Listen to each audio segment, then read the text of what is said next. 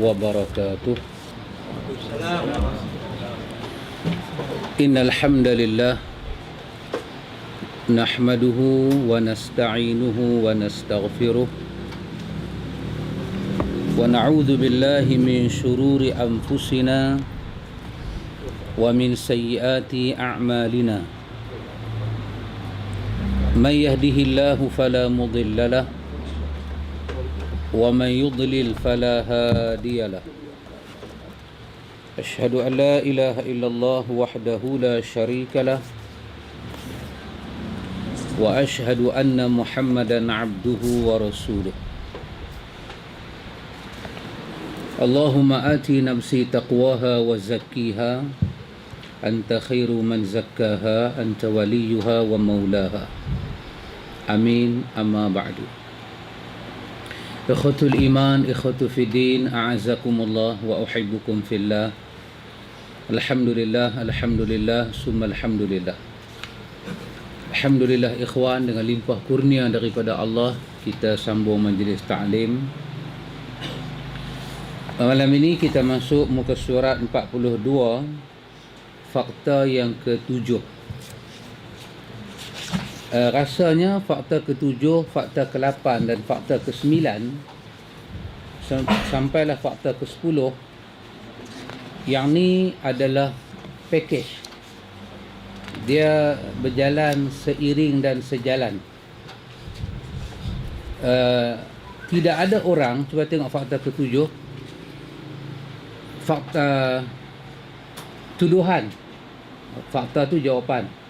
Tuduhan ke-7, Wahabi dan sifat 20. Orang kata bahawa Wahabi ialah mereka yang tidak mempelajari kaedah sifat 20. Orang kata nak kenal Wahabi itu mereka tak mengaji sifat 20. Sifat 20 mereka tak mengaji, itu mereka Wahabi. Baik, tajuk dia dulu. Automatically orang ni kalau dia belajar sifat 20, dia mesti ada fakta ke-8, ilmu kalam. Dia automatik. Tak ada orang belajar sifat 20 yang tak belajar ilmu kalam. Tak ada. Sifat 20 itu dari ilmu kalam. Ilmu kalam itu daripada kaedah sifat 20. Dua tu benda yang sekali dia punya joint venture dia. Dia satu syarikat. Automatically ada sifat 20, ada ilmu kalam, mesti ada tasawuf. Tak ada lagi orang tu mengaji tasawuf tapi akidah salah, tak ada lagi. Dan belum ada orang belajar sifat 20 yang tak belajar tasawuf, tak ada lagi. Tak ada lagi. Dia seiring dan sejalan. Dia tak boleh tinggal. Dia masuk yang ke-10, fakta yang ke-10, sekaligus Pak Amir. Belajar sifat 20, belajar ilmu kalam, belajar tasawuf, tak ada yang tak buat bid'ah. Tak ada. Dia sekali dia pergi. Dia egois sekali. Itu yang kata murtabak tu. Ada telur, ada tepung, ada semua. Tepung murtabak. Dia tak ada lagi. Tak ada. Kita nak pisah-pisah, tak ada. Tapi tak apa. Kita masuk satu persatu. Sifat 20 dengan ilmu kalam ni kita pergi sekali. Saya rasa masa kita bincang apa itu, kita bincang fakta yang ke-3, fakta yang ke-4, fakta yang ke-5, kita dah cerita sikit apa itu ilmu kalam. Ilmu kalam daripada ilmu falsafah Yunan. Dan itu saya tengok disebut oleh Muhammad Amin dalam buku dia Duhal Islam. Muhammad Amin tulis buku 3 jilid. Ini jilid yang ke-3, Duhal Islam. Muhammad Amin cerita bagaimana perkembangan ilmu kalam dalam kerajaan Abbasi. Macam mana ilmu ni boleh berkembang. Ilmu ni mai daripada pahaman Yunan. Depa ni semua orang-orang yang mengaji ilmu ni semua, depa ni adalah orang yang beriman kepada Allah Ta'ala. Depa ni orang beriman, depa ni orang baik, depa ni orang Islam. Tapi ada satu masalah, dia kata annal mutakallifin i'taqadu qawaidul iman wa aqarru bi sihhatiha wa aminu biha summa ittakhadhu adillatahum al-aqliyah. Depa ni semua orang beriman. Depa beriman dengan Quran, dengan kaedah-kaedah iman, depa mengucap secara sahih betul. Tapi masalah depa nak buktikan iman itu dengan cara akal. Dia ada masalah macam itu. Dulu ni ilmu kalam ni dia, apa bahasa kita nak pakai, dia macam orang dulu lepas daripada zaman Nabi, lepas daripada zaman sahabat, sikit perkembangan dalam zaman imam-imam mazhab. Mungkin kita kata sebahagian daripada imam mazhab tak tengok benda macam ni, mungkin tak terkena ke negeri-negeri tertentu macam Mekah, Madinah, tak ada benda ni semua. Ini negeri yang selamat. Tapi bayang, orang ambil Islam daripada India, orang ambil Islam daripada Parsi, orang dapat Islam daripada jalan Khurasan, jalan Samarkandi. Ini semua tempat-tempat lubuk puaka. Akidah orang masa tu akidah Majusi, sembah api. Depa terkena apa? Depa terkena satu fitnah, depa masuk Islam, ada rasa takut dalam kepala depa, timbul rasa takut. Takut macam mana? Kita masuk Islam, kita duk baca Quran. Quran kata Allah ni bersemayam, Allah ni macam tu, Allah ni macam ni. Kita fahamlah, kita ni faham. Tapi kalau anak cucu kita tanya kat kita nak layan depa lagu mana? Kita nak jawab kat depa macam mana? Maka dalam duk fikir macam tu, duk fikir macam ni, depa terjumpa satu riwayat. Ini dicerita dalam Dua Hal Islam, satu riwayat daripada Ali bin Abi Talib. Ali bin Abi Talib, ini perkataan Ali bin Abi Talib. Kata Ali bin Abi Talib, hadithun nas bima yafhimuna aturiduna an yukazziballah wa rasulahu. Dia pegang yang ni. Dia terjumpa asar ni. Katanya, Sayyidina Ali kata, cakaplah dengan manusia apa yang orang boleh faham. Cakap dengan manusia apa yang orang boleh faham. Aturiduna, adakah kamu nak an yukazziballah wa rasulahu, adakah kamu nak manusia ni bila kamu cakap tentang Allah, dia mendustakan Allah dan dia mendustakan Nabi Muhammad? Hampa mau tak benda tu jadi? Kalau tak mau benda tu jadi, maka cakaplah kepada mereka agama ni pada kadar mereka boleh faham, kemudian berhenti tang situ cukup. Walaupun benda panjang berjela ni wujud dalam agama, jangan cakap. Pasal apa? Mereka tak boleh faham. Bila mereka tak boleh faham, aturiduna, hang mau ke bila hang cakap satu benda mereka tak faham, ay yukazziballah wa rasulahu, depa sampai peringkat depa tak boleh faham, depa mendustakan Allah dan Rasul. Benda ni sampai kat depa jadi takut. Asal takut dia Pak Mit, asal takut. Duk fikir, kalaulah orang tanya kat kita, Tuhan ada tangan, kita fahamlah. Tapi kita, hak depa ni macam mana? Jadi kita bercakap apa yang depa boleh faham. Kita kata maksud tangan tu bukan tangan, maksud dia kuasa. Dia faham. Kalau kita kata maksud tangan tu tangan, tapi tak sama macam tangan kita, dia tanya pula, macam mana tangan boleh tak sama? Dia tanya lagi, yang kata tangan tak sama tu macam mana? Jadi benda ni semua kalau kita terang, saat ni kita kata ya Tuhan ada tangan tapi tak sama. Dia tanya lagi, kalau Tuhan ada tangan, jari dia boleh bergerak tak? Oh, dia kata ni, Sayyidina Ali dah bagi ingat, jangan bagi manusia dustakan Allah. Jadi bagi cakap satu benda, dia faham. Tangan tu maksud dia kuasa. Oh, budak tu faham kuasa. Awak tak kata tangan. Tangan tu kan kita boleh angkat. Benda berat kita boleh angkat, mana kederat tangan lah. Oh, budak tu faham. Daripada rasa tak mau bagi orang rosak agama, dia cipta kaedah takut ni. Turun satu generasi, yang rasa takut tu telah jadi syarat pengajian dalam agama. Boleh faham tak Pak Amir? Macam mana dia punya, orang putih kata apa Pak Cik? Starting dia tu. Start dia tu. Titik dia tu, noktah dia tu. Akhirnya yang bercakap lagu tu asal daripada orang tua-tua dulu, takut orang tak faham dia cakap macam tu. Last kali yang dia cakap tu, generasi 2, 3 berlapis turun bawah ni duk ingat kata mengaji agama lagu tu. Akhirnya jadi satu falsafah pula. Jadi satu falsafah. Satu masalah. Falsafah tu pula jadi pula syarat pelajaran akidah. Muhammad Amin, apa nama dia? Ahmad Amin dalam buku dia Duhal Islam ni, dia kata yang ni penyakit nombor 1. Ni penyakit nombor 1 ada pada ilmu kalam. Ilmu kalam. Jadi semua benda dia beriman dengan ayat Quran, dengan hadis dia beriman, tapi dia nak benda tu dibuktikan secara akliyah, secara akal. Benda tu boleh cakap, benda tu boleh bukti, benda tu boleh bagi penjelasan.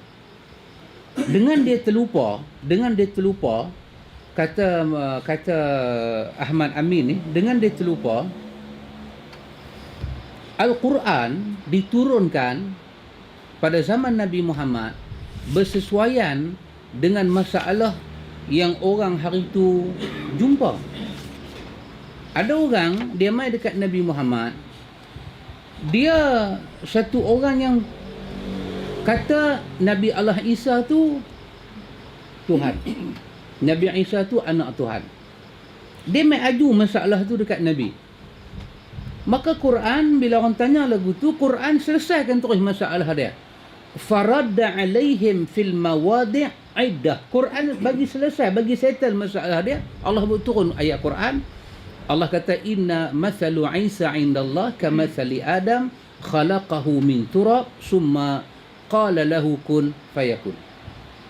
Terus Quran jawab. Quran tak bagi cerita panjang. Quran jawab terus. Quran kata sesungguhnya umpama Isa di sisi Allah macam mana Adam kami buat daripada tanah, kemudian kami kata jadi.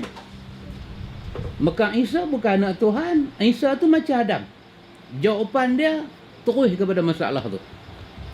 Ilmu kalam ni jawapan dia bukan terus kepada masalah. Jawapan dia bagi masalah. Bila orang datang kepada Nabi,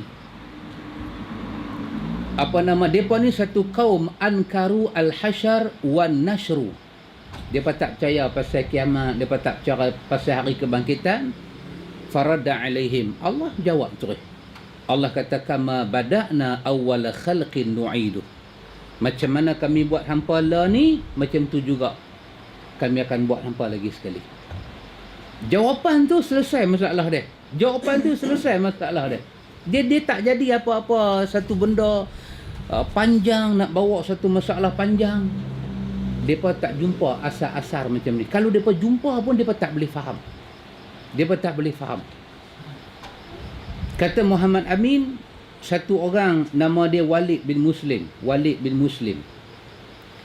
Dia tanya kepada Imam Malik, dia tanya pada Sufyan Sauri, dia tanya pada Lais bin Sa'ad tentang sifat-sifat Allah ni macam mana.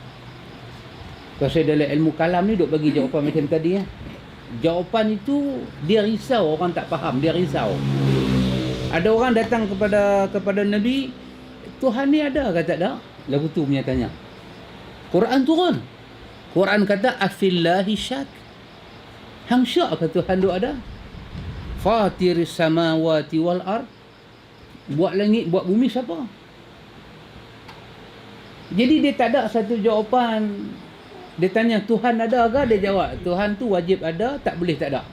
Dia tak jawab macam tu. Ilmu kalam. Dia jawab, dia takut kawan tu tak faham. Sebenarnya dia takut kawan tu tak faham. Dia sedang mencipta satu kaedah baru. Sampai orang terus tak faham. Sampailah sekali orang tolak kaedah yang betul-betul wujud dalam agama. Orang tolak. Pasal duk pakai kaedah dia tu turun-temurun. Ini satu kesilapan yang cukup besar kata Muhammad Amin. Yang wujud.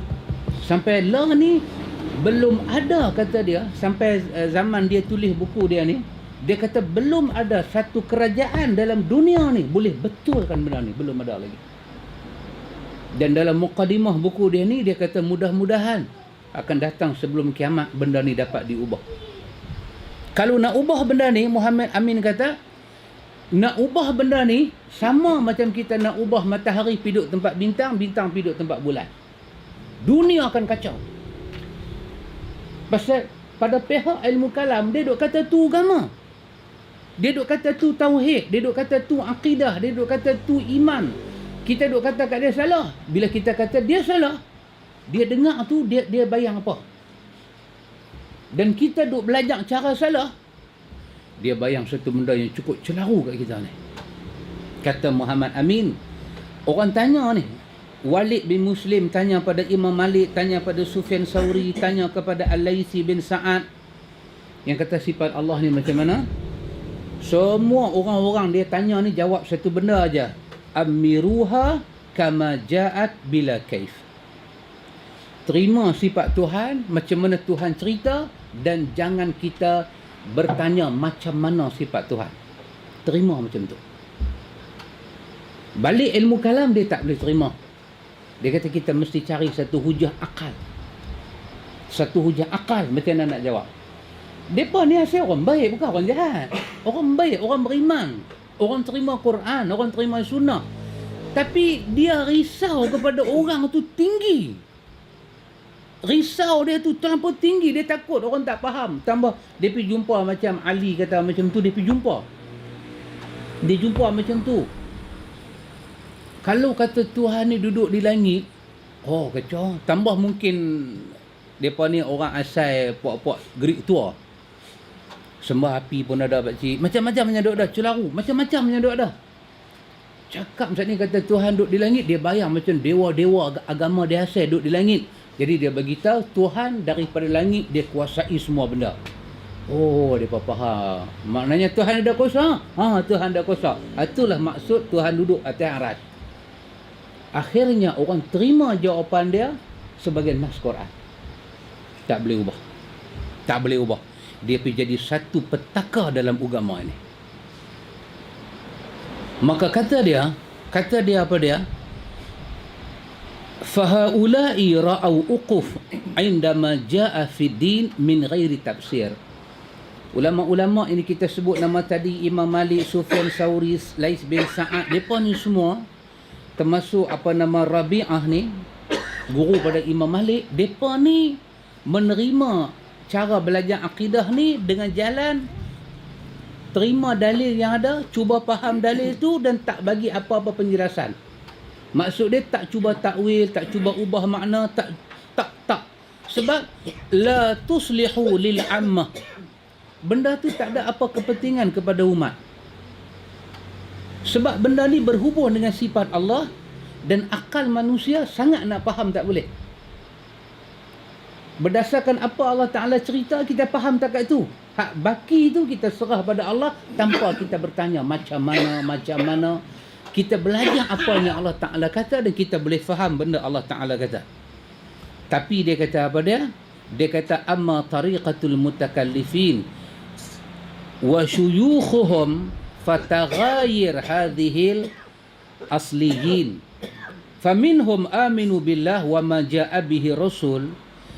Tapi jalan mutakallimin ni, jalan sifat 20 ni, jalan ahlu kalam ni dan syekh-syekh depa ni fataghayir,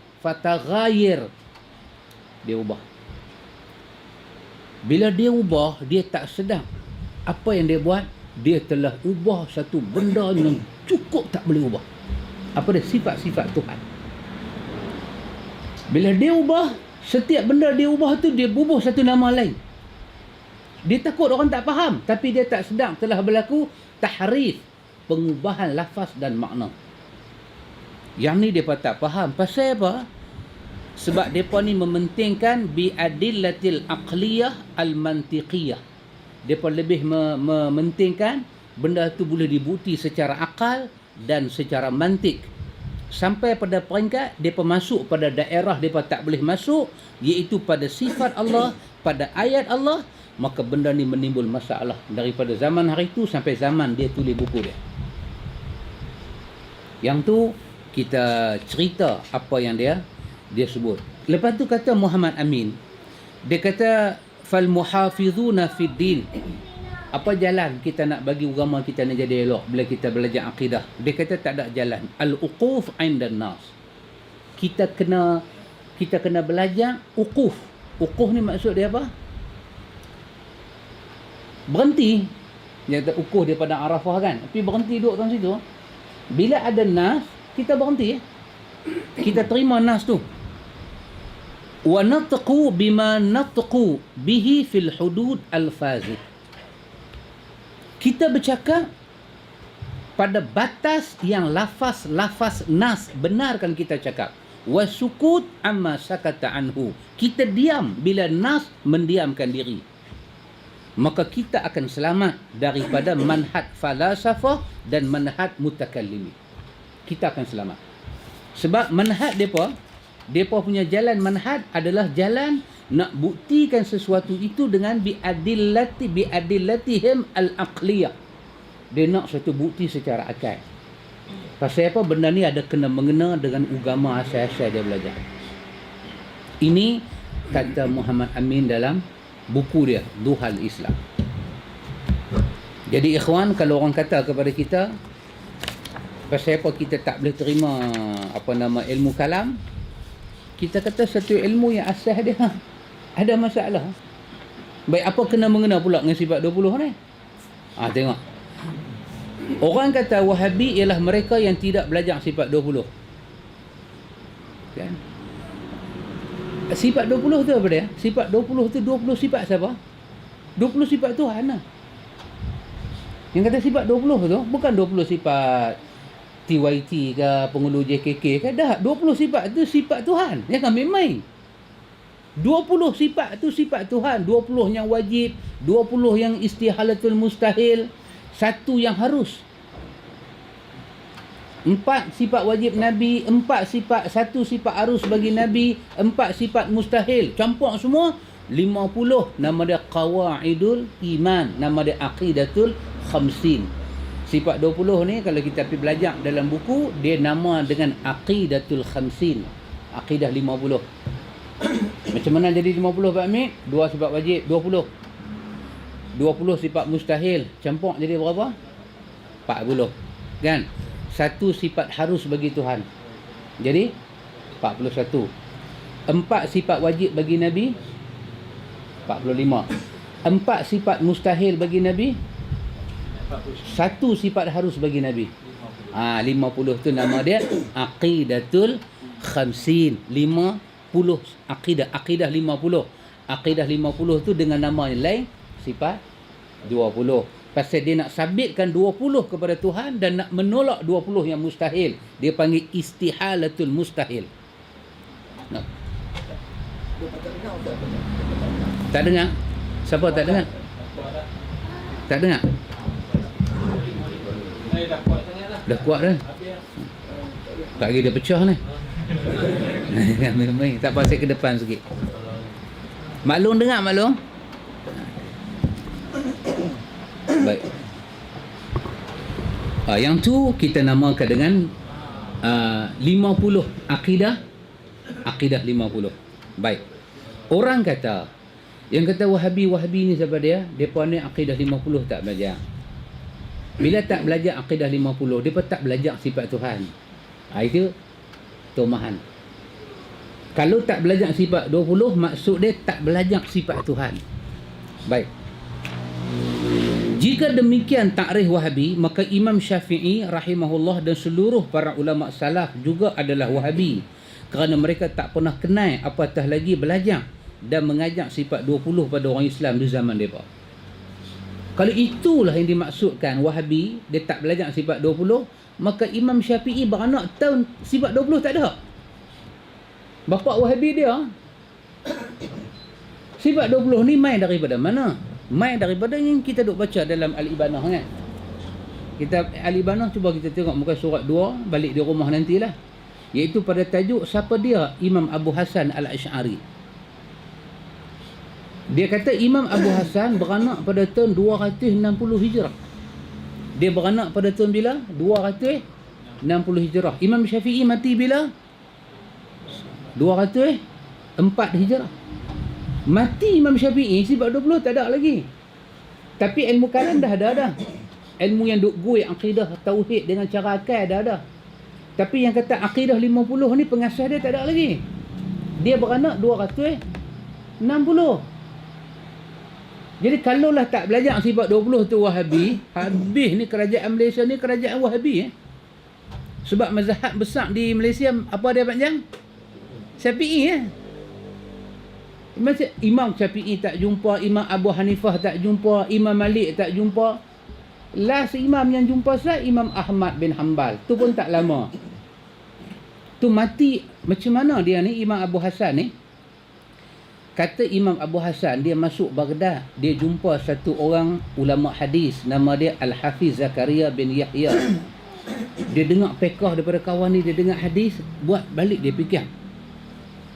Ada benda selama ni dia belajar dengan satu orang guru besar nama dia Abu Ali Al-Jubai, seorang tokoh Mu'tazilah. Abu Ali Al-Jubai. Abu Ali Jubai ni siapa dia? Suami mak dia. Tu bahasa elok orang. Suami mak dia, suami baru mak dia. Bapak dia mati, mak dia kahwin dengan ustaz nama Abu Ali Jubai ni. Jadi bahasa yang mudah faham, pak tiri laki mak dia. Apa tu? Tu mudah faham sikit. Jadi dia mengaji dengan suami mak dia. Setelah dia mendalam, dia duduk mengaji tu, dia duduk mengaji, mendalam. Ada beberapa masalah buat dia jadi pening, dia tanya kepada pak tiri dia tak boleh jawab. Apa dia kata di sini? Beberapa malam dia jadi resah dengan akidah yang dia duduk pegang. Lepas tu dia berdiri, dia sembahyang 2 rakaat, dia minta Allah Ta'ala tolong dia. Yang kata Abu Hasan hak beranak tahun 260 ni. Dia minta Allah Ta'ala tolong dia. Maka lepas dia bangkit, dia sembahyang, dia cerita, dia mimpi Nabi. Dalam mimpi itu satu benda, dia buka-buka mata, dia tengok Nabi, satu benda Nabi kata kat dia, pegang sunnah aku. Nabi bukan bagi serban hijau ke, ni pegang elok serban ni, nanti siapa mai rendam ayak dia buat minum. Tak. Dia buka-buka mata, nampak muka Nabi. Nabi kata satu benda kat dia, Nabi kata pegang sunnah aku. Dia jaga. Bila dia jaga, apa dia buat? Dia bandingkan ilmu kalam yang dia belajar dengan Abu Ali Al-Jubai ni, seorang tokoh Mu'tazilah. Dia banding sampailah satu peringkat, benda ni dia buang. Dia kata akidah ni ada masalah.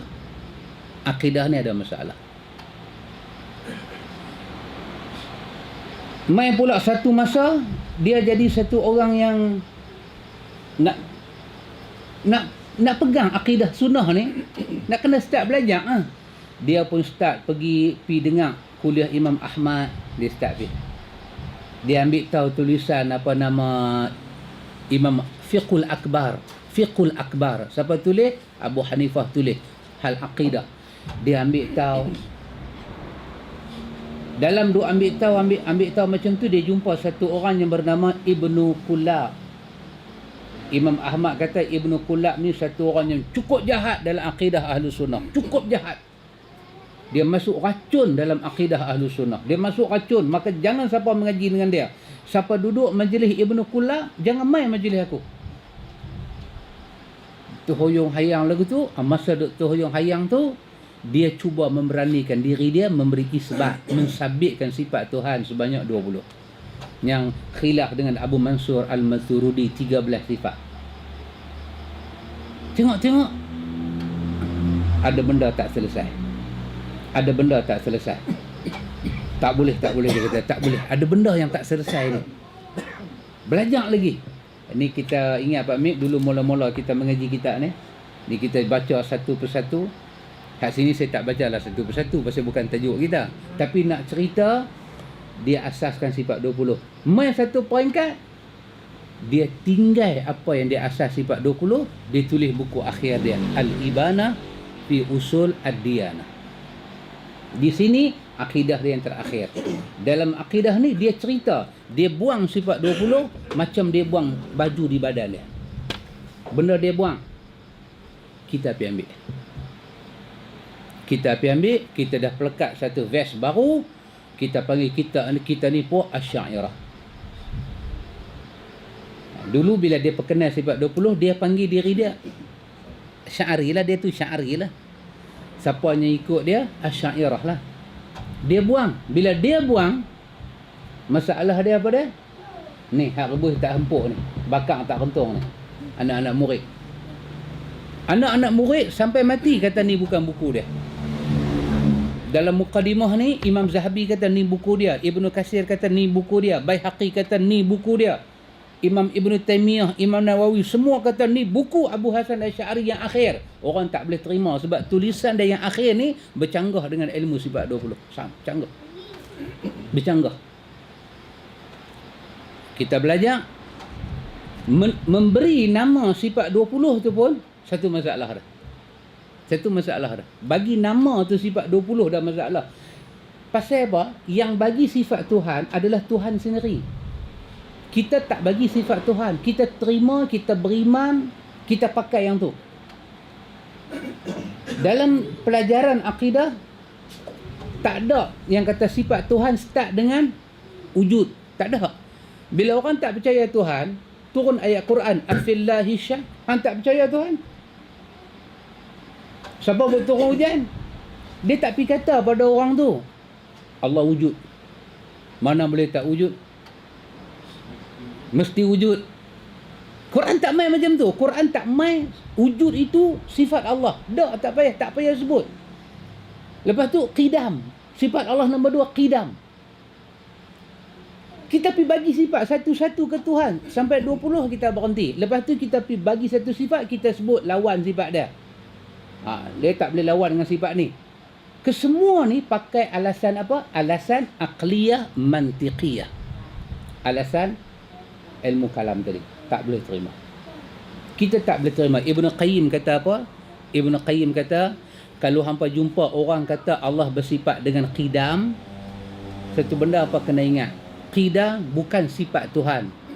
Qidam sekadar nak bagi tahu kata Allah Ta'ala itu wujud. Dia adalah awal. Dan awal dia tak start dengan siapa-siapa awal lagi. Tak ada. Dia yang paling awal. Qidam, Ibn Qayyim kata, qidam bukan daripada sifat Allah Ta'ala. Tak boleh masuk dalam sifat 20 tu satu daripada sifat Allah. Qidam tak boleh. Qidam tu Ibn Qayyim kata sekadar Imam At-Tahawi sebut dalam Aqidah Tahawiyah nak bagi orang zaman tu faham dengan dia kata qidam itu tanpa awal. Dia pakai untuk bagi orang tu faham. Tapi qidam tu bukan sifat Tuhan. Tapi dalam sifat 20, qidam tu duduk nombor 2, sifat Tuhan. Satu kesalahan yang cukup besar dalam memberi sifat Allah Ta'ala tu daripada kita punya cara. Ni cara apa dia? Cara aqliyah biadillatil aqliyah mantiqiyah. Daripada falsafah Yunan. Kata pengarang buku kita ni, apa yang jelas sebagaimana as-sunnah yang digelar sebagai Wahabi, Imam Syafi'i bersama para ulama ahlu sunnah wal jamaah seluruhnya mempelajari kesemua sifat Allah tanpa hanya terhad kepada sifat 20 sifat sahaja. Mereka menetapkan sifat-sifat itu tanpa tashbih dan tanpa ta'wil. Daripada zaman Imam Syafi'i tak pernah orang sebut sifat 20, tak pernah. Tambah mai pula zaman kita, siapa semayang tak belayak sifat 20, semayang tak sah. Siapa duk semayang tak belajar sifat 20, semayang tak sah. Kacau tu pelan duk main, bukan duk pi, dia duk main. Duk pening kepala, tak duk kenapa wujud, qidam, baqa, mukhalafah. Quran kata apa dia? Quran kata walam yakul lahu kufuwan ahad. Sifat 20 bubuh nama Tuhan, sifat Tuhan mukhalafah lil hawadith. Dia tak pakai yang Quran sebut tu, dia bubuh nama dia. Mukhalafatuhu lil hawadis. Quran kata apa dia? Laisa kamitslihi syai'un. Allah sendiri bagi tahu diri dia tak sama dengan benda lain. Guna bahasa Quran, laisa kamitslihi syai'un. Sifat 20 dia tak pakai ayat ni. Dia pakai mukhalafatuhu lil hawadis. Ada masalah. Ada masalah. Bubuh nama sifat 20 pun ada masalah. Satu persatu dihalusi sifat-sifat tu pun lagi satu masalah. Lepas tu duk buat perbandingan jisim, arat, jauhar, jawahir. Oh, lagi satu masalah. Duk belajar ni ingat Tuhan ni bukan jisim. Dia duk beritahu pula Tuhan ni bukan jisim, bukan ada kulit, ada tak ada. Tuhan ni bukan lapisan. Tuhan ni Tuhan duk di mana? Dia ada di mana-mana. Dia ada di mana-mana. Dia boleh ada belah kiri, dia boleh ada belah kanan. Macam mana dia boleh ada di mana-mana? Dia kena ada di mana-mana. Sebab kalau dia tak ada di mana-mana, dia bukan Tuhan. Yang duduk setempat ni semua makhluk. Satu terjemahan yang sangat luar biasa. Ibnu Hajar Asqalani Ibnu Taimiyah rahimahullahu taala kata satu penjelasan yang sangat pelik. Sangat pelik dia kata. Tapi boleh diterima oleh ahli falsafah dan orang yang akal yang tak sihat bahawa itu akidah. Sampai pada ayat dalam majmu' dalam An-Naqdul Mantiqi. Al-Naqdul Mantiqi, Ibnu Taimiyah kata sampai pada ayat wa anna hadha sirati mustaqiman fattabi'uh wa la tattabi'u subula fatafarraqa bikum an sabili. Bila sampai tang sini, Ibnu Taimiyah kata, dia kata sepatah. Dan benda yang sama diulang oleh murid dia Ibnu Qayyim Al-Jauziyah.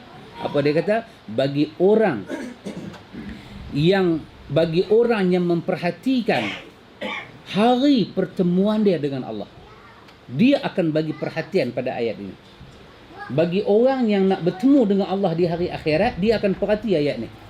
Pasal ayat ni Allah Ta'ala kata masa hampa hidup, hadha sirati mustaqiman. Inilah satu cara hidup yang paling lurus, lain tak ada lah.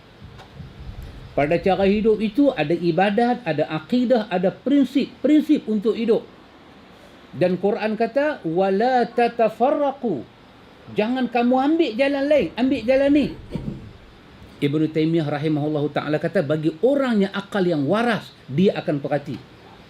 Siapa dia yang ambil jalan Allah? Siapa dia yang ambil jalan lain? Dia bila perhati pada Syiah, dia perhati kepada Mu'tazilah, dia perhati kepada Jahmiyah, dia akan dapati depa inilah orang yang keluar daripada jalan Allah.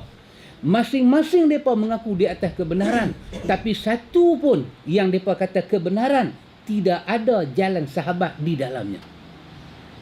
Sedangkan Quran kata inilah jalan yang paling benar, iaitu jalan Nabi didik para sahabat dia.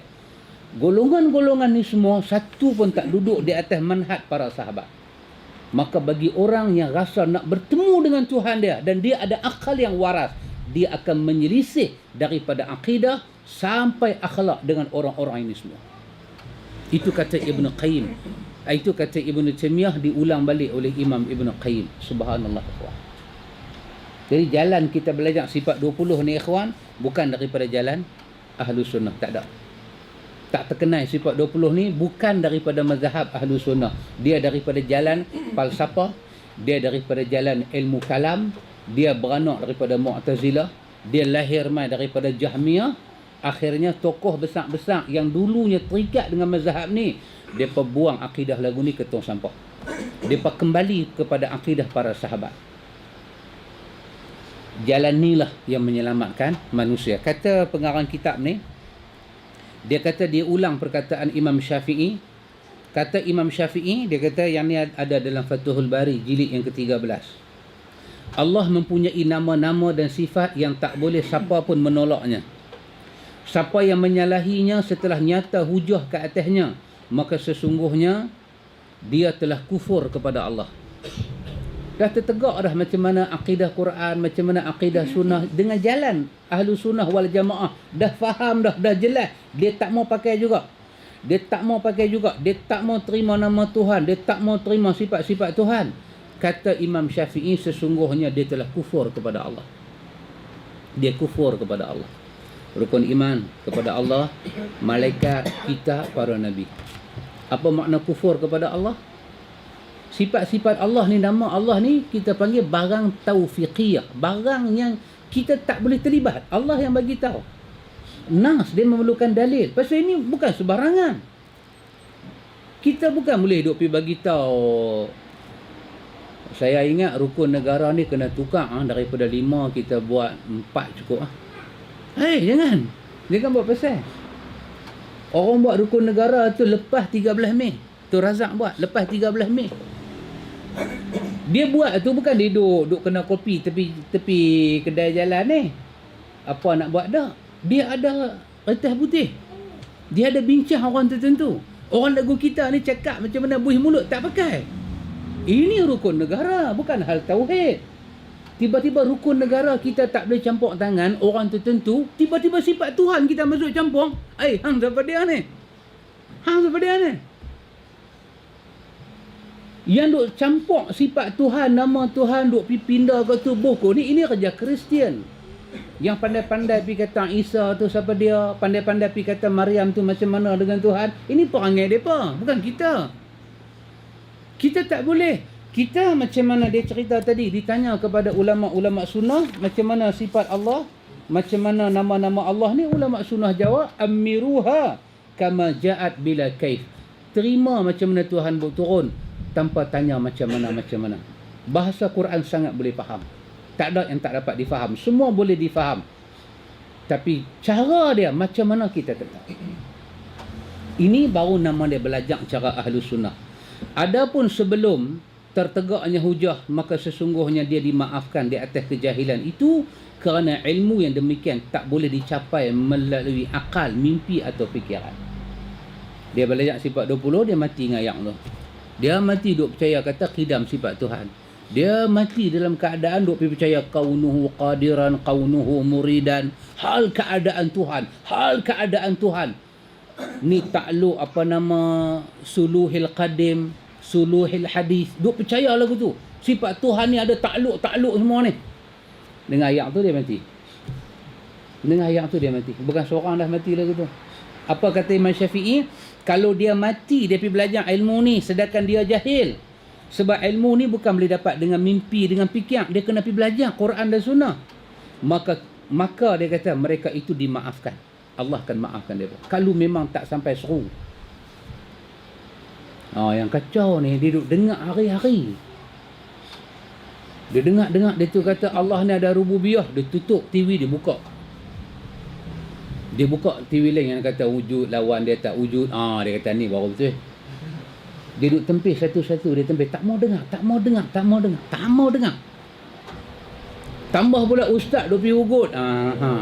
Menjaga, hampir belajar.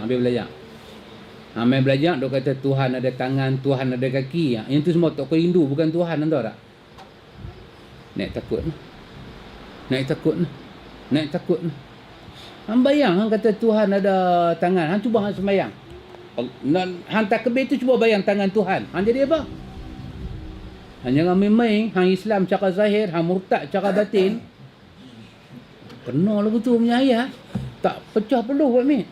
Yang kata ni tu dia punya serban. Hijau pula buah tebau. Yang kata tu. Tak pecah peluh kita. Kita takut. Ya, yang kita belajar ni boleh hilang. Kata Imam Syafi'i, mereka diampun kalau mereka ni orang yang tak tahu apa. Maka kita mesti menetapkan sifat-sifat ini dan kita juga menafikan tashbih. Kalau kata ada tangan, ada apa ni semua bagi Tuhan, kita menolak tashbih. Tangan yang takkan sama dengan makhluk.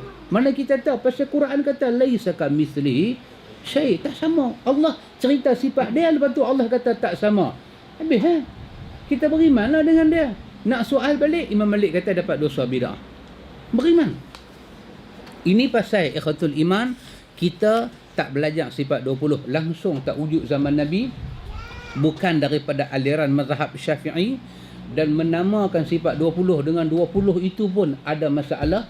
Lepas tu mensabitkan Allah dengan 20 sifat yang tidak sabit dalam nas Quran, satu lagi masalah. Kita tak boleh pandai-pandai pergi bubuh ni untuk ini sifat Tuhan. Tak boleh, sekali-kali tak boleh. Dia kena datang daripada jalan Al-Quran, dia kena datang daripada jalan sunnah Nabi SAW. Pasal tu pelajaran akidah sunnah dia jelas.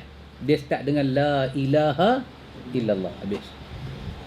Kata Imam At-Tahawi, apa dia kata? Kami bercakap dengan apa yang kami yakin berdasarkan petunjuk daripada Allah. Allah itu annallaha wahidun la syarikalah. Allah itu esa, tidak ada sekutu baginya. Habis boleh faham.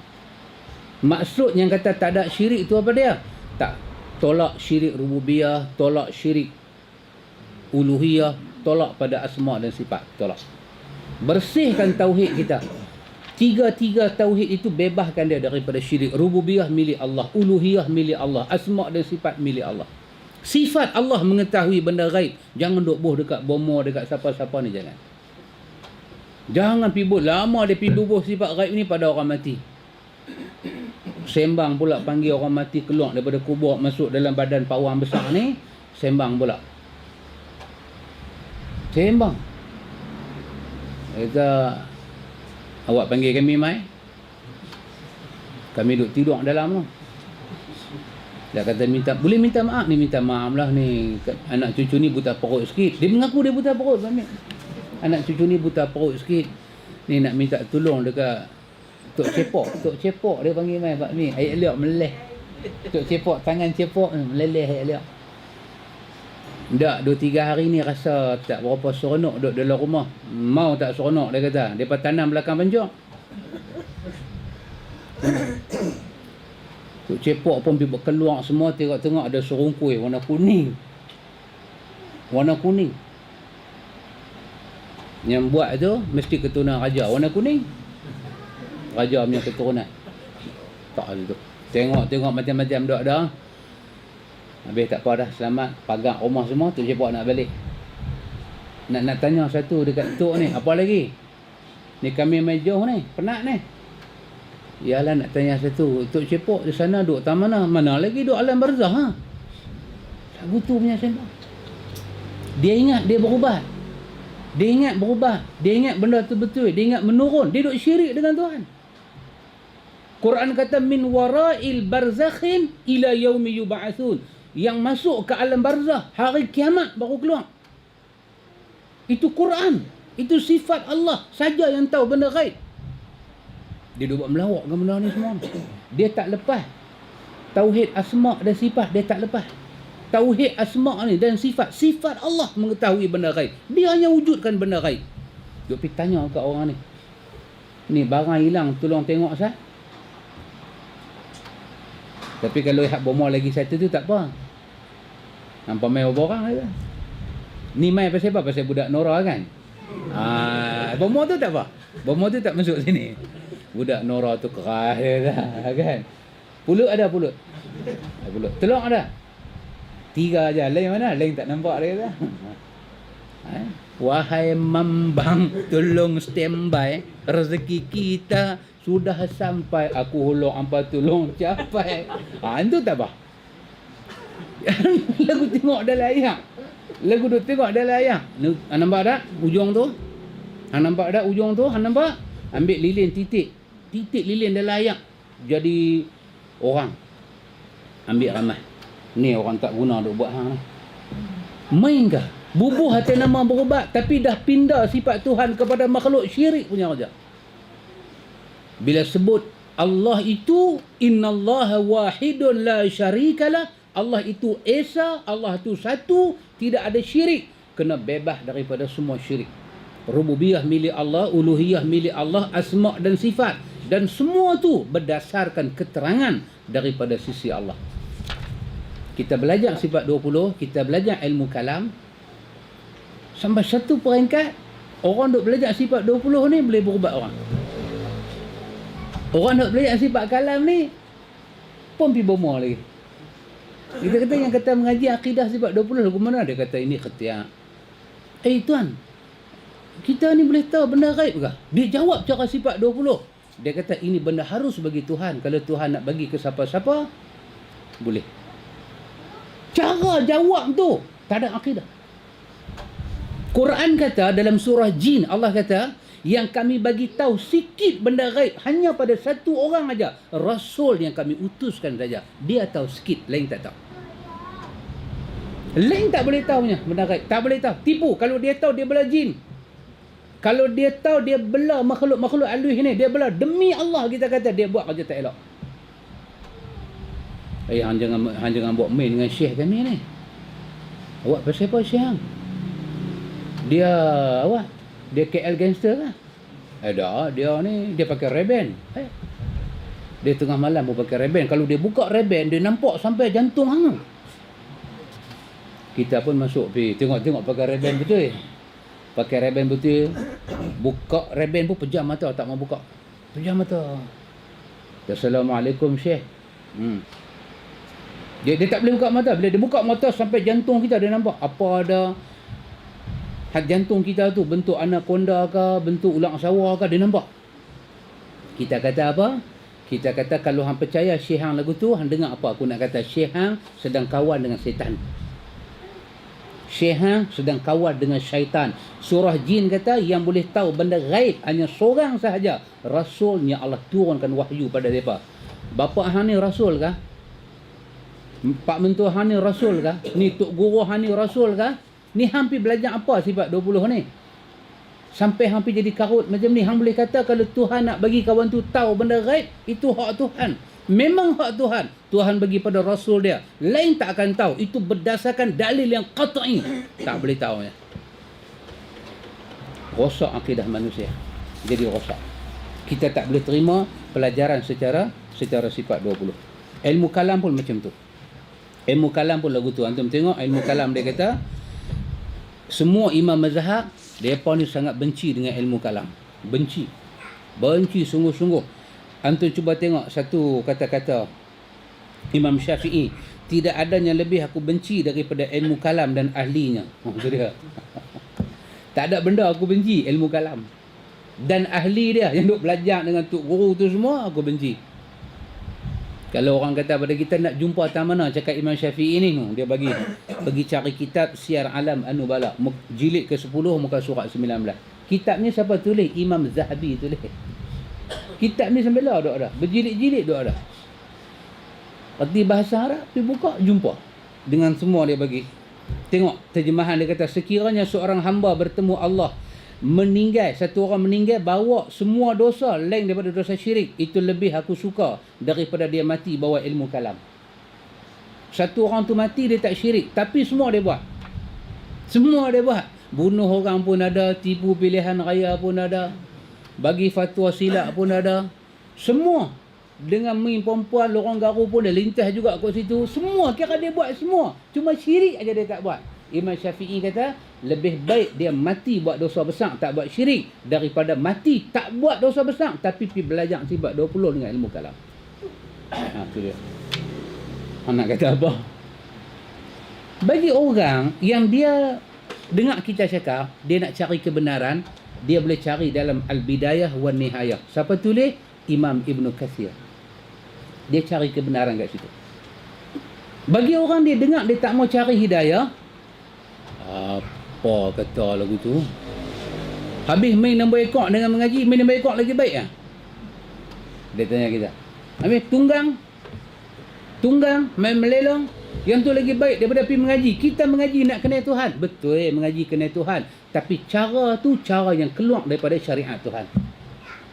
Sifat 20 tak boleh. Cara dan kaedah dia tak boleh.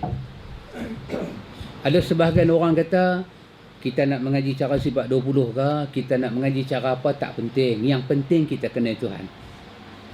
Ada orang dia selesa dengan jalan sifat 20. Dia belajarlah cara tu. Yang penting dia kenal Tuhan. Kita kata kat dia, abang minta maaf banyak-banyak. Minta maaf. Ahlus Sunnah memperkenalkan dua cara. Satu, kita kena belajar tauhid. Satu. Dan tauhid itu mentauhidkan Allah. Satu. Yang kedua, tariqu ilaihi. Jalan nak sampai kepada tauhid juga kena bersih daripada syirik. Dua benda tu kaedah Ahlus Sunnah dalam belajar akidah.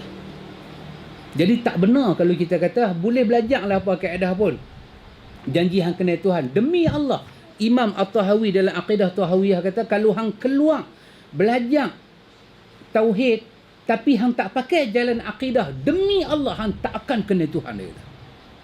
Itu Aqidah At-Tahawiyah ditulis oleh Imam At-Tahawi.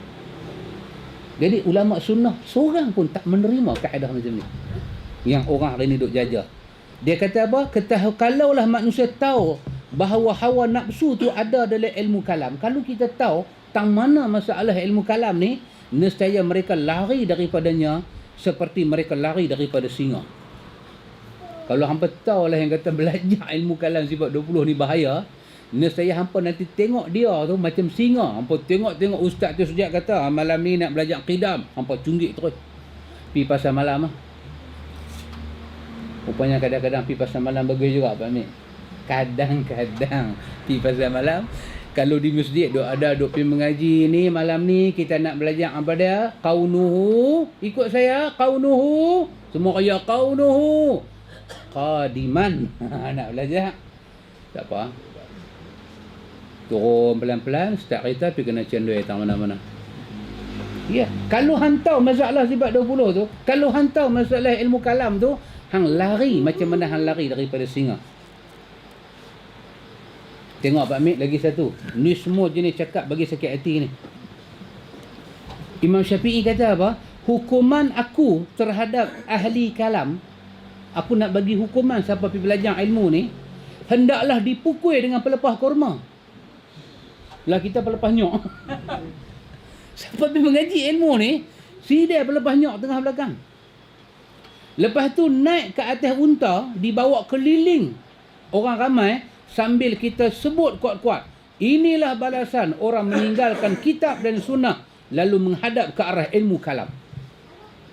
Tu hukuman dia. Ini nak jumpa di mana? Dalam Syiar Alam An-Nubala. Itu dia. Kalau buat hukuman ni, yang nanti kena mula semua ustaz-ustaz.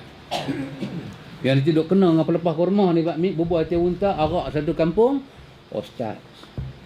Ustaz nanti kena. Kata dia, apabila telah sahih sebuah hadis menurut pendapatnya, ini Imam Syafi'i cakap, ada dalam Syiar Alam An-Nubala juga, apabila telah sahih sebuah hadis menurut pendapatnya, maka beliau selalu mengikuti kandungan hadis tersebut. Dan hal terbaik yang ada pada dirinya adalah bahawa beliau tidak suka untuk masuk ke dalam perbahasan ilmu kalam. Beliau hanya bersemangat dalam membahaskan masalah-masalah fiqh. Imam Syafi'i kata Imam Imam Az-Zahabi cerita dalam Syiar An-Nubala, Imam Syafi'i ni kerja dia kaji hadis. Ada dalam hadis sahih, dia akan cakap. Satu benda baik ada ke Imam Syafi'i, kalau orang tanya pasal ilmu kalam, dia tak mau jawab. Dia tak mau jawab. Imam Malik nanti kata, tak ada soalan lain kan nak tanya? Tak ada soalan lain kan? Tak mau jawab. Pasal satu ilmu yang tak pernah wujud zaman Nabi dan zaman sahabat, ulama-ulama pun tak mau dengan ilmu ni. Lepas 300 tahun hijrah, baru ilmu ni mai. Dia mai, dia masuk, sampailah, tak boleh buang daripada diri. Anda tengok kesudahan orang belajar ilmu ni, dia nak pergi tak mana? Dia mai ke faktor 9, iaitu dia nak jadi orang tasawuf. Dia nak jadi orang tasawuf. Tasawuf ni satu masalah. Pasal apa? Ada 3 ilmu kita wajib belajar. Tauhid, tasawuf, fiqh. Tengok. Ni, dia nak jadi 3 adik-beradik. 3 adik-beradik ni dia nak mai. Bila dah selesai tauhid tu apa dia? Sifat 20. Cara ilmu kalam. Lepas tu dah habis dah satu kitab tauhid, nak belajar apa pula? Mai tasawuf pula. Tengok apa Imam Syafi'i kata. Saya ulang lagi satu ikhwan. Siapa kita tidak dapat pendedahan yang betul, apa itu tasawuf? Tasawuf ni ikhwan satu ilmu yang kotor. Ayat acak pun tak kotor lagu dia. Saya ulang. Saya takkan tarik kenyataan saya ni.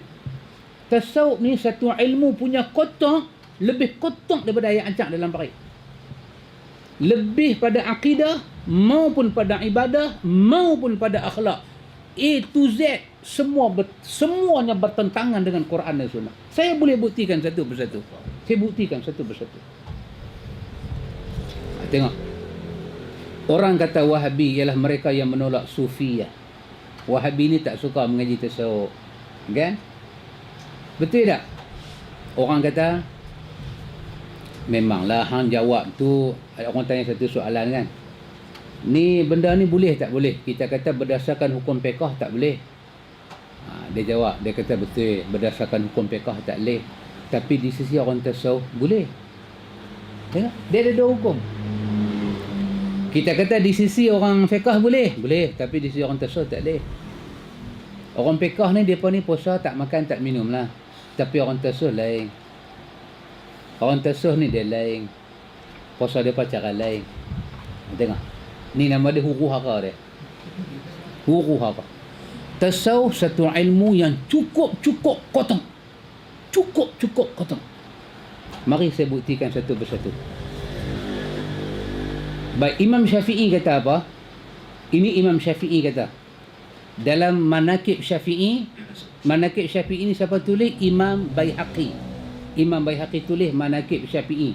Dalam Manaqib Syafi'i dia kata, "Law anna rajulan tasawwafa min awalin nahar lam ya'ti alaihi az-zuhru illa wajadtuhu ahmaq." Seandainya seorang jadi sufi, pengamal tasawuf di awal pagi, dia pergi belajar tasawuf pada awal pagi, maka sebelum zuhur engkau dapati dia termasuk orang yang paling bodoh. Bodoh tu main cepat. Ahmak ni bodoh kan? Tapi ahmak ni bodoh dalam bodoh. Kumpul semua orang bodoh, dia paling bodoh. Itu nama dia ahmak. Kalau dia start belajar tasawuf pada waktu pagi, sebelum masuk zuhur, dia akan keluar dengan bodoh. Imam Syafi'i kata apa dia? Ini ada dalam Hilyah al-Ulama oleh Abu Nu'aim. Kata dia, usul tasawuf al-kaslu. Pokok asas kepada tasawuf, malah. Malah itu asal kepada tasawuf. Tak bolehkah kita kata macam tu? Boleh. Saya buktikan beberapa nota kaki yang saya buat. Antum tengok. Yang pertama, antum kena tahu, tak ada orang belajar tasawuf ni dia boleh belajar dengan elok, melainkan akan ada pada diri dia hulu melampau. Saya ulang. Mana-mana antum tengoklah nama tasawuf, nama sufi, nama tarekat, benda ni akan ada hulu. Ini saya buat nota kaki daripada dirasat fi tasawuf. Dirasat fi tasawuf oleh Dr. Ehsan Hilali Zahir. Satu buku besar. Dia tulis apa nama? Jenayah Tasawuf dan Sufi. Antum kena dapatkan buku tu. Saya nanti habaq ke Ustaz Johan, setiap kita ni kena ada buku tu. Itu buku yang terakhir dia tulis sebelum dia dibunuh. Dia dibunuh. Siapa bunuh dia? Campur orang Sufi dengan orang Syiah, bom meja dia mengajak, mati dia. Jenazah dia dibawa keluar daripada Pakistan, daripada Madinah, terus telefon kerajaan Pakistan, bawa jenazah dia pergi ke Madinah, hantar hospital Madinah. Sampai di hospital Madinah, dia mati. Dia ditanam di Baqi'. Dia daripada BA, Master sampai PhD Madinah. Dia balik ke Pakistan, dia tak boleh duduk. Dia tengok tasawuf, dia tengok orang Syiah, dia kata ni satu penjelmaan syaitan dalam agama. Dia karang buku pasal Syiah, dia karang buku pasal Qadiani, dia karang buku pasal tasawuf ni, dia karang buku. Dirasat fi tasawuf, satu buku yang menarik. Kita boleh terjemah darah hitam yang dicipta oleh orang tasawuf, merosakkan agama, sangat merosakkan. Daripada bahasa Arab pindah ke bahasa Urdu, daripada bahasa Urdu pindah ke bahasa Melayu. Kena baca buku-buku lagu tu, ikhwan. Ditulis oleh orang yang manhaj dia betul. Bukan orang yang kita tak kenal ikut kepala ni. Orang ni mengaji ahli sunnah, depa tulis, kita percaya tulisan depa. Tasawuf ni satu ilmu yang mesti ulu. Mesti ulu, dan kita kena tahu seluruh ajaran tasawuf dia punya isi apa dia? Isi dia itu kena bertentangan dengan cara Nabi. Saya buktikan daripada akhlak sampai akidah. Akidah saya ambil satu dua contoh pasal berat-berat. Akidah dia berat-berat. Sya'rani kata dalam dirasah fi tasawuf, Sya'rani kata apa dia? Sya'rani nama dia. Dia kata orang tasawuf yang tak rasa lapar, orang tasawuf yang tak pernah rasa lapar dan tak pernah menelanjangkan diri dia, dia ni masih dipanggil anak-anak dunia dan tak layak dia dipanggil sebagai orang sufi. Nak masuk tasawuf, nak masuk hati ni bersih bertemu Allah, lapar kena rasa, jalan tengah jalan telanjang sekali kena rasa. Itu dia. Orang ni kita kata apa? Anak-anak murid ni kan, Yang cakap tu Pak Mik tu dia punya janggut. Bobo inai pula lagi kat atas. Nampak warak lah. Mandi pun pakai serban. Umbun-umbun kepala tak bagi tengok ke orang. Bini dia pun tak pernah tengok umbun kepala dia. Tak pernah tengok. Bayang, bini dia tak pernah tengok. Dia tidur pakai serban. Dia mandi pakai serban. Semua dia pakai serban. Orang kata warak. Umbun kepala tak nampak. Satu hari, dalam perjalanan dia duduk bersih diri, dia sudah lari sekali telanjang. Terkejut dengan satu kampung. Dia telah dapat satu anak tangga dalam tasawuf pasal dia telah menelanjangkan diri dia. Antum pernah dengar cerita Imam Ghazali? Saya tak tahu betul tak betul. Tapi cerita ni masyhur dalam semua kitab Jawi tua. Imam Ghazali pernah kucuk pungkok unta. Ya. Imam Ghazali pernah kucuk pungkok unta. Saya tak tahu cerita ni nak ambil tak mana. Tapi semua kitab Jawi ada cerita ni. Semua ustaz pondok cerita pada ni. Hak Kelang TV pun cerita juga. Imam Ghazali satu hari nak buang hati dia tu. Nak bagi tawaduk. Dia tengok kiri, tengok kanan, orang tak nampak. Dia pergi kucuk pungkok unta. Habis macam mana orang boleh tahu dia kucuk pungkok unta sedangkan dia tengok kiri, tengok kanan tak ada orang? Tengok. Cerita tu. Cerita tasawuf tu punya kotak. Kalau kata makan ayat kita kata sekali-sekala kita minum air kecil unta, dia kata wek. Ada pengotok dia kata. Daripada minum air kecil unta biar aku isap okok. Tapi dia boleh cerita pergi kucuk pungkok unta. Dia cerita Imam Ghazali dalam perjalanan nak bersih diri. Imam Ghazali dalam perjalanan bersih diri, dia sudah semayang satu semayang. Abang Imam Ghazali duduk di belakang. Abang dia duduk belakang, pejam mata. Imam Ghazali jadi imam. Abang dia pejam mata. Saya tak tahu nak cerita mana cerita ni. Tapi dalam semua kitab kuning ada bab tasawuf. Tapi dia tak abang nak cari tak mana cerita tu. Dia main lagu tu je. Qila wa qala. Dia pun kata, kita pun kata. Abang dia pejam mata. Habis bagi sembahyang, dia tengok abang dia pejam mata. Dia tanya kat abang dia, abang apa pasal? Saya dah baca silap ke? Abang dia kata, hang tak ada silap. Hang sembahyang semua betul. Tapi bila aku buka mata, aku nampak belakang baju hang penuh dengan darah. Abang Imam Ghazali. Imam Ghazali tersandak. Dia kata, Masya Allah, kasyaf abang aku. Pasal apa? Masa tengah dia semayang, dia tengah selesaikan fik nifas untuk orang perempuan.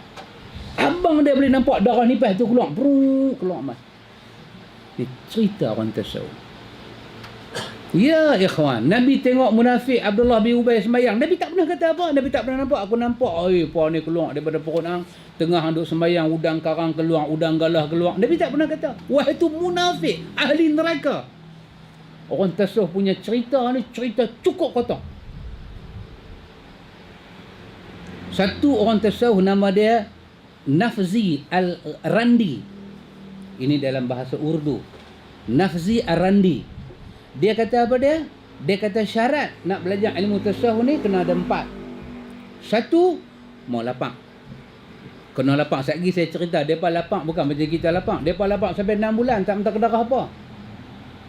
I'tikaf orang tasawuf Pak Mit, masuk awal bulan Rejab, keluar 10 Muharram.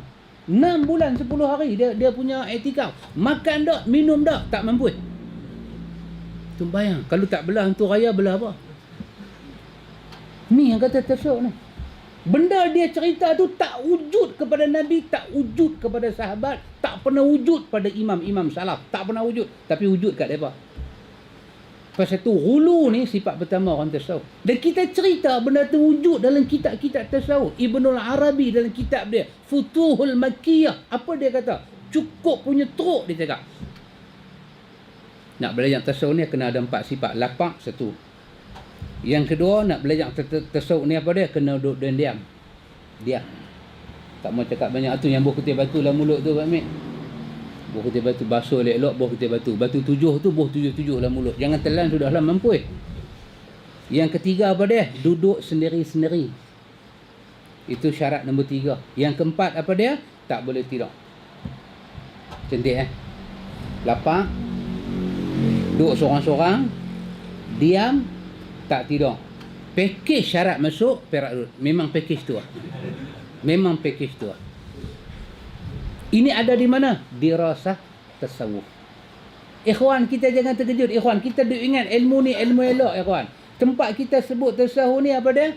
Berjurih molek. Baguslah, dia tu jalan tunduk. Setunduk mana dia jalan tu, sejauh tu lah dia jauh dengan Nabi dia. Sejauh tu demi Allah, dia jauh dengan sunnah Nabi dia. Yazid Bustani. Sekejap lagi saya akan cerita apa Yazid Bustani kata. Ditulis dalam Ihya. Yazid Bustani kata apa dia? Yazid Bustani kata, setahun aku tak makan, setahun aku tak minum. Setahun, pasal apa? Aku kata kat diri aku, jom kita sembahyang tahajud. Hati aku jawab tak mau. Maka aku pun didik dia, setahun tak makan, setahun tak minum. Itu dia.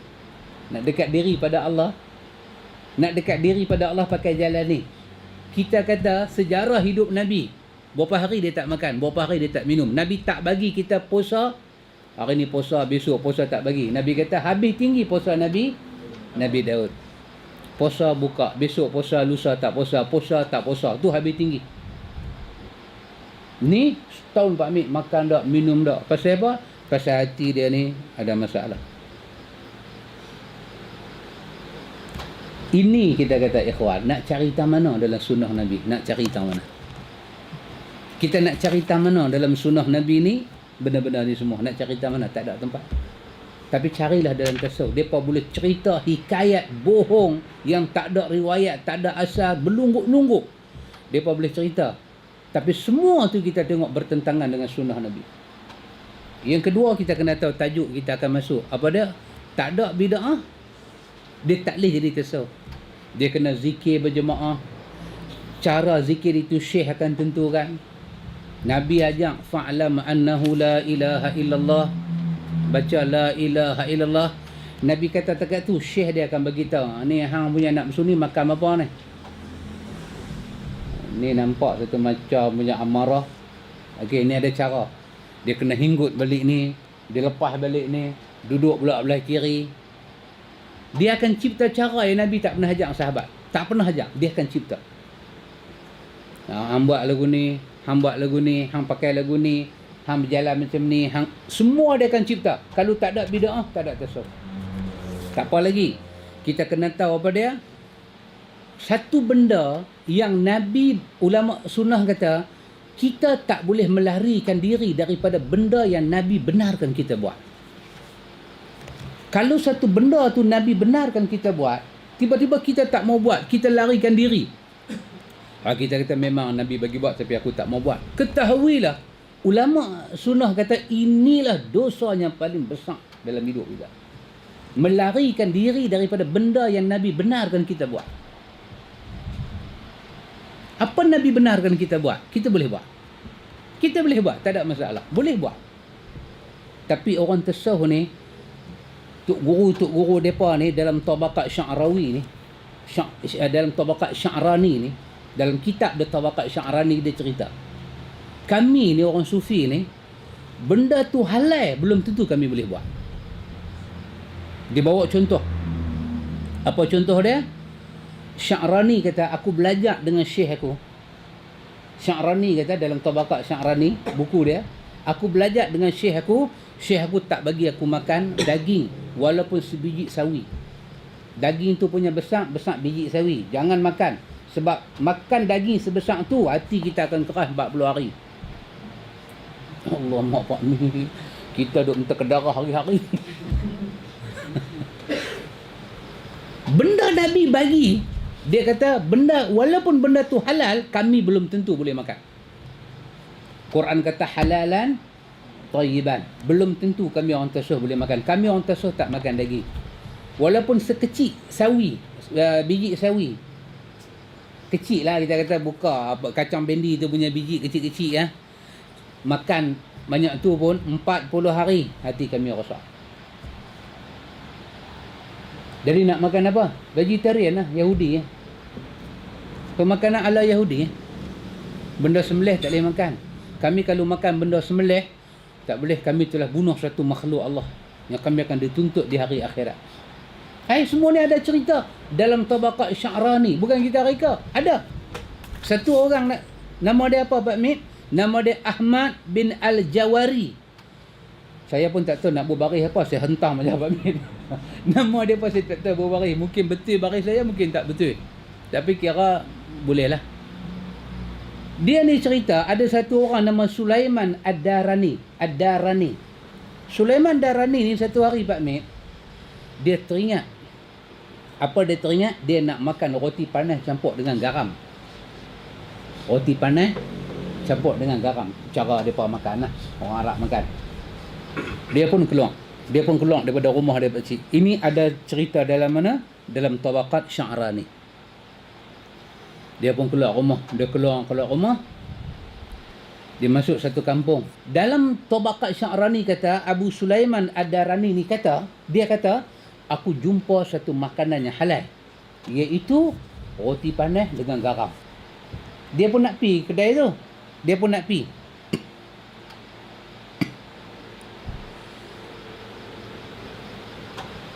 Macam kita lah kan. Orang tengok Tok Guru mai. Tok Guru takkan nak bagi Tok Guru kan.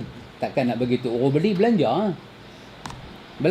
Dia pun tengok benda dia nak makan tu wujud. Dia pun koyak cicah roti panas dengan garam. Dia kunyah satu-satu. Tengah dia kunyah satu-satu tu tak habis. Dia ludah. Dia ludah. Orang semua terkejut lah. Dia kata apa? Dia kata, ya Allah, terimalah taubat aku. Ya Allah, terimalah taubat aku. Pasal apa? Dia kata sesungguhnya nak makan roti campur garam tu, yang tu nama dia fikir dunia. Maka dia telah lalai daripada ingat Allah Ta'ala. Maka dia kena bertaubat daripada makan. Kata Ahmad Al-Jawhari, sejak daripada tu aku tengok sampai dia mati, dia tak makan dah garam dengan roti. Mungkin balai rokok lah kot. Lagu ni punya cerita ada. Nabi kita, orang bagi susu, Nabi minum susu. Orang bagi roti, Nabi makan roti. Yahudi pi masak kambing, ambil belah paha, pi panggang, panggil Nabi, bismillah, Nabi makan. Kan? Aisyah tanya kat Nabi, ya Rasulullah, puak-puak Yahudi ni, mereka bagi kita duk makan ni, mereka sembelih baca bismillah kan? Apa Nabi jawab dalam hadis Bukhari? Mereka tak baca bismillah, masa makan baca lah bismillah. Tengok Nabi jawab lah kata. Ni kalau puak-puak ni ludah pula.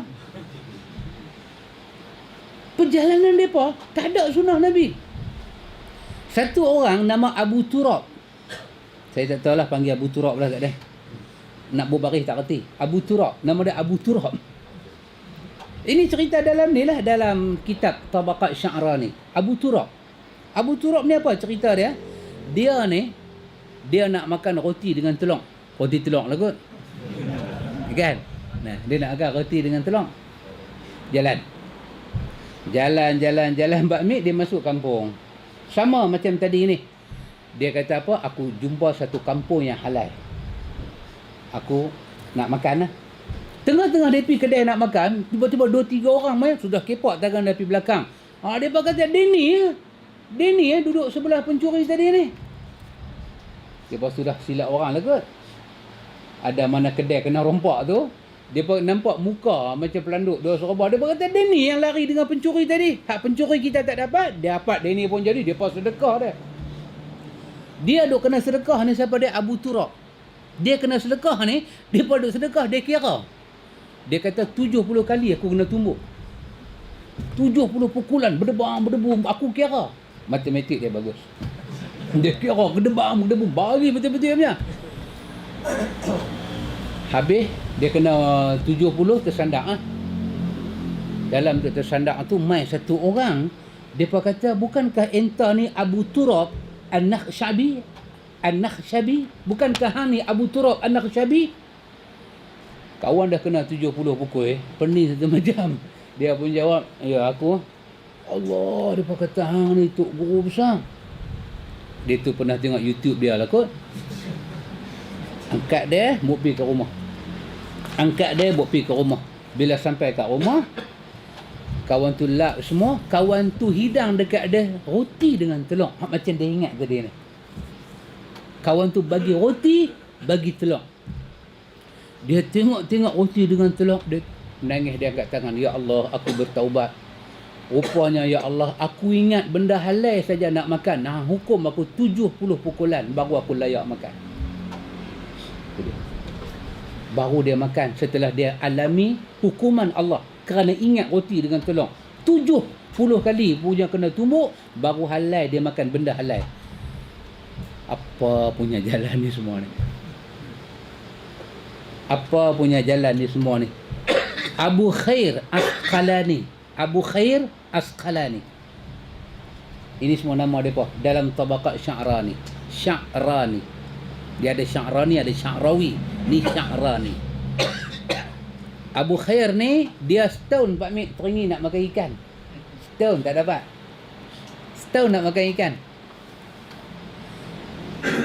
Dapatlah ikan. Mungkin dia duduk di kawasan Sahara kot. Laut susah kan? Memang tak ada ikan lah. Kalau ada pun ikan patin je lah. Oh, dapat ikan tu seronok pakcik. Masak apa lebih kurang 3 rasa bagi. Bismillah. Dia pun cubit lah. Cubit tu, ujung ni sudah kena tulang. Ujung ni sudah kena tulang ikan. Dia lepas dengan isi ikan tu.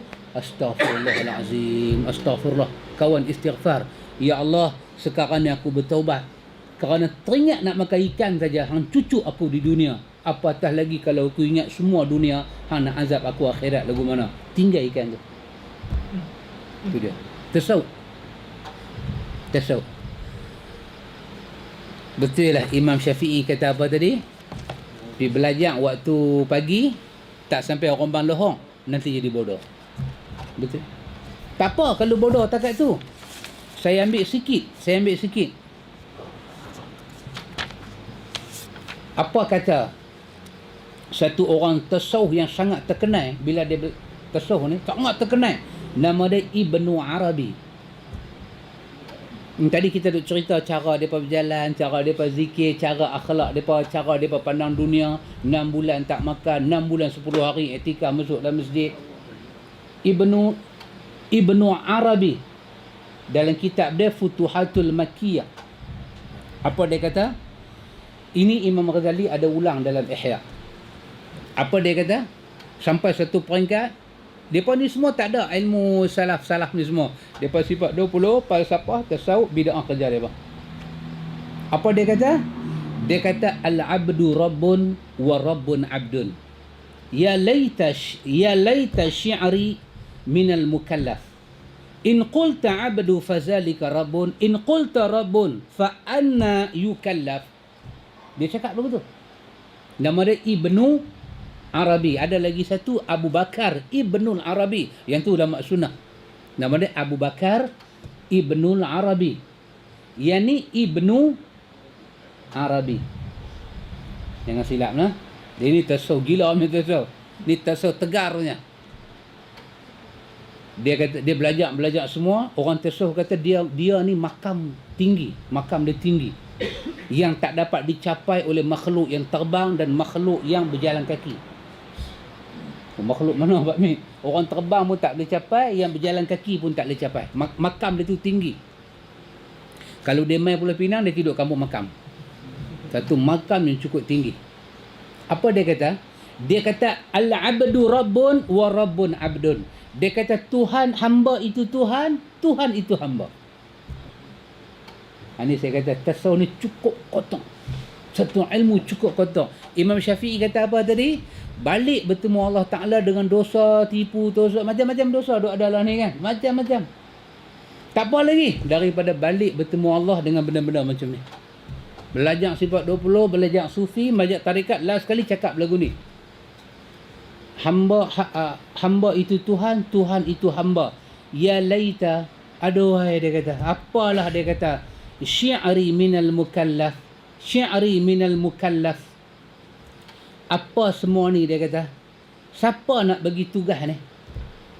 Kita manusia kan ada tugas semayang, berkeluar zakat, beriman. Dia kata hamba itu Tuhan, Tuhan itu hamba. Aduh dia kata, nak sembayang macam mana ni? Boleh faham bahasa dia? Hamba itu Tuhan, Tuhan itu hamba. Dia kata, ya laita syi'ri. Maksud dia mengeluh lah. Aduh, dia kata, siapa yang pergi bagi tugas ni? Tugas apa? Tugas nak sembahyang lah ni. Macam mana nak sembahyang? Hamba tu Tuhan, Tuhan tu hamba. Lah macam mana nak sembahyang? Boleh nampak ikam? Ustaz nampak ikam? Sini nak sembahyang. Dia kata, in qulta abdun fazalika rabbun. Kalau hang kata hamba kena sembahyang, nak sembahyang lagu mana? Hamba tu Tuhan. Dia kata, fa anna yukallifu. Kalau hamba dah jadi Tuhan, Tuhan dah jadi hamba, siapa pibuh kerja ni semua ni? Tak sembahyang dia. Ibnu Arabi. Siapa dia? Depa panggil dia ni Sultanul bukan. Apa nama dia? Dia ada dia punya gelang dia. Apa panggil? Fuqaha ada satu gelang. Dia di kalangan orang tasawuf ni dia ada satu gelang. Satu gelang dia ada. Dulu saya rajin duk hafal dan ni tak apa nak hafal dah Abang Amir. Apa dia kata Abang Amir? Tengok. Ni saya last punya baca. Banyak kalau nak baca banyak saja bagi tahu yang kata tasawuf ni kemujak lebih mana. Dia kata apa dia? Dalam kitab dia Fusulul Hikam. Jaga hikam nah. Nama kitab dia Fusulul Hikam. Ibnu Arabi tu dia. Ibnu Arabi. Dalam kitab dia Fusulul Hikam dia kata benar ni. Apa dia kata? Dia kata wal arif al mukmil. Wal arif mukmil. Kesempurnaan satu orang mengenai Tuhan. Wal arif al mukmil. Bila kita ni dah kamal, sempurna, kita arif billah, kita kenal Tuhan. Apa petanda dia? Apa petanda kita kenal Tuhan? Dia kata man ra'a kullu ma'bud majalla lil haq ya'budu fi. Dia melihat semua benda yang disembah dalam dunia itu jelmaan daripada hakikat ketuhanan. Itu tanda ariful mukmil. Walizalika sammuhu kulluhum ilahan ma'a ismihi khasah bil hajar wa syajar hayawan insan kaukab atau malak. Karena itu dia kata mereka ada nama khas untuk Tuhan ni. Nama khas yang tak diketahui melainkan oleh orang arif yang mukmil. Apa dia? Nama khas bagi Tuhan. Kadang-kadang Tuhan dipanggil dengan nama batu, dengan nama pokok, dengan nama binatang, dengan nama manusia, dengan nama bintang dan dengan nama malaikat. Itu nama khas yang orang yang tak sampai peringkat kami tak tahu ni nama Tuhan. Yang kata tasawuf. Banyak lagi tak cerita setakat tu ya cerita. Tu pun dah nak mai pergi sebelah. Nampak? Jadi ikhwan, apa pun kalau kita tak ikut sunnah Nabi, kita punya selam, punya dalam sesat dia tak nampak. Kita tak tahu masalah tasawuf, kita tak tahu masalah sifat 20. Demi Allah saya kata, saya pun tak tahu. Bila kita dapat tahu? Bila belajar sunnah baru tahu. Betul tak Pak Amir? Ya. Pakcik pernah dengar cerita orang tasawuf yang dia tu berjalan-jalan, siapa dia tak tahu, berjalan-jalan jumpa buah apple tepi sungai. Dia pun dengan satu macamnya lapar, bismillah kerak pergi. Dan terkejut, alamak. Takkan buah apple ni kan? Dia mesti ada pokok. Bila ada pokok mesti ada tuan. Dia sanggup ikut arwah hayat. Berapa kilo dia jalan pun tak tahu. Kau daripada Pulau Pinang sampai Seremban ke dia jalan. Baru jumpa pokok buah apple duduk tepi sungai. Baru jumpa satu rumah, dia sudah pergi tanya pada kawan tu, tuan saya minta maaf, saya dah makan buah apple tuan ni, boleh ke? Oh dia tu dengar-dengar, mana boleh? Tak halal. I say man, tak halal. Habis macam mana nak buat? Hang kena duduk dengan aku setahun. Duduk kerja lebih kurang setahun. Dah halal ke? Tak halal lagi. Hang kena kahwin dengan anak aku. Alhamdulillah lah. Tapi aku nak abang, anak aku buta. Anak aku cacat. Kudung tangan, kudung kaki, buta mata. Allah. Mula dengar dah steam dah kahwin. Lepas tu potong steam. Tak boleh Tapi buat lagu mana? MOU dah ada. Pasal dia duduk fikir, dia dah gigit dah buah apple tu. Kalau dia tak tunai hajat kawan tu, dia akan masuk neraka. Lagu tu punya pekah dia pergi belajar tahu mana? Kita jalan-jalan jumpa satu rokok tengah jalan. Boleh tak kita cucuk? Boleh, tak ada tuan. Kalau biak, membazir. Macam mana? Membazir saudara syaitan. Tapi tak ada dalil kata esok rokok darah syaitan. Membazir darah syaitan. Ni, yang kata syaitan ni. Bismillah cucu. Takkan nak pergi tanya rokok siapa? Tak. Dia ni pergi tanya buat apa? Tak tahu kena kahwin. Buat lagu mana kan? Takdir Allah. Nampak lagu mana? Takdir Allah. Kita duk belajar lagu tu kan. Minyak naik pun takdir Allah. Naik apa ni semua ni? Takdir Allah. Kita ahlu sunnah bukan boleh lawan. Tengok masuk malam pertama, mata biru elok, tangan cantik elok. Macam mana ayah kata anak ayah ni buta, anak ayah ni cacat? Ayah ni pula cerita pengalaman dia. Hanya orang yang baik saja boleh mencari Tuan Apple ni siapa. Banyak yang ada ni semua ni penyamun tarbus hantar dah. Sambil jalan depa perah bila betul. Hang ni berjalan 2-3 kilo. Hang ni orang baik. Anak aku buta mata maksiat, tak pernah tengok. Anak aku cacat, dia tak pernah sentuh benda haram, tak pernah tengok jantan. Hang lah yang layak kahwin dengan anak aku. Kahwinlah daripada orang ni. Yang tu yang beranak siapa dia? Syekh Abdul Qadir Jailani. Tu dia. Kita kata awak teruk lagu tu. Itulah. Hampa orang pekah, kami orang tasawuf. Kami lain. Tu dia yang kata tasawuf. Tu dia, teruk dia punya jalan tu sampai macam tu. Baru ni duduk dengan Pak Amir, doktor tu cakap dalam TV, doktor tu majlis fatwa, AJK majlis fatwa satu negeri di Pohon Beringin. Dia kata apa? Orang tasawuf ni banyak ambil batu buah dalam mulut. Tu dia. Depa bukan sembang dengan bini depa, duduk makan batu. Duduk makan batu. Pasal apa? Bila makan batu tentu dah tak buat dosa. Nak gigit pun pecah gigi. Jadi apa dia kata? Nak berjaya dalam tasawuf ni apa dia? La yuflih man alifal afkhadhan nisa.